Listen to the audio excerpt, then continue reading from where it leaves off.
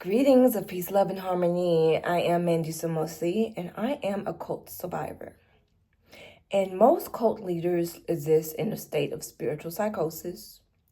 I've seen it firsthand, very close up, and I was in and out of one for 7 whole years. I've been in it. I got taken into spiritual psychosis. I've been in spiritual psychosis of my own. I know what it looks like. And today I am going to be going down some of the ways it shows up and manifests. Not all of them, but some of them. I will be doing a deeper dive into this when I do my course. You guys can see it there. If you purchase my course, it will go live in January. So stay tuned for that announcement and what that looks like. But yeah, spiritual psychosis. What is it? We're going to go through some of the bases of it now. And like, comment, subscribe if you haven't already. But one of the main reasons, or one of the main ways, is like feeling like things have to be perfect. Feeling like it has to be this way. Feeling like it has to be a right way to do things. And feeling like if you don't do it, you will be damned or punished. I'm not coming for Catholics or Christians. I promise I'm not.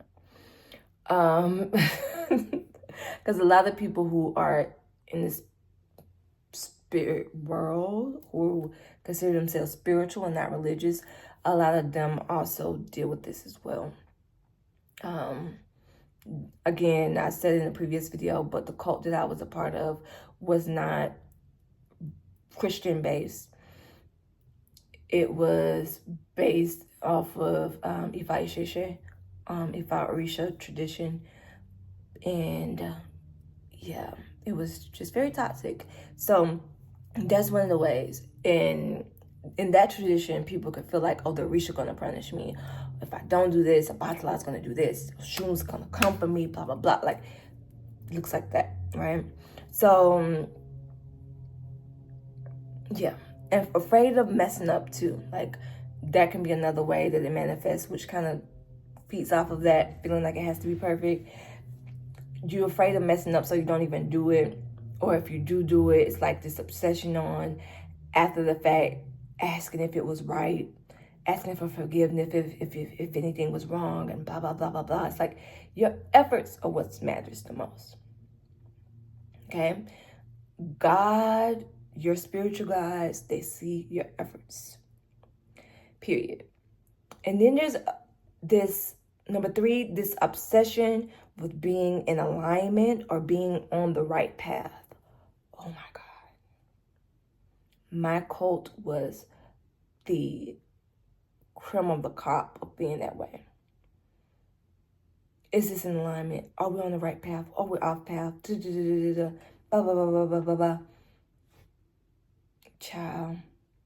At this point, who cares? I'm kidding. But like, in alignment, who gets to dictate that? Like, who gets to say what's in alignment and what's not? We're making up these arbitrary goalposts that we need to hit. And life is not in a straight line. So life looks like this. It does not look like this. So what are we saying when we say that? And there's this exception of that. And then there's this extreme rigor in maintaining these habits and rituals that they create. That's number 4. So I'm going to talk about those 4 things now. So, and that may look like having to do your AM routine. If you don't do it, you will be punished. And my cult, if we didn't do it, we would get an accountability fee. There was a lot of financial abuse happening. If we didn't do it and it wasn't like the leader said it should be, accountability fee, you get charged for it. There are a lot of people who do that for themselves, and it's like, if I didn't do this, like, oh, now I have to do this thing to make up for it. And it's like, no, it's okay. Forgive yourself. Practice forgiveness. So spiritual psychosis is very real.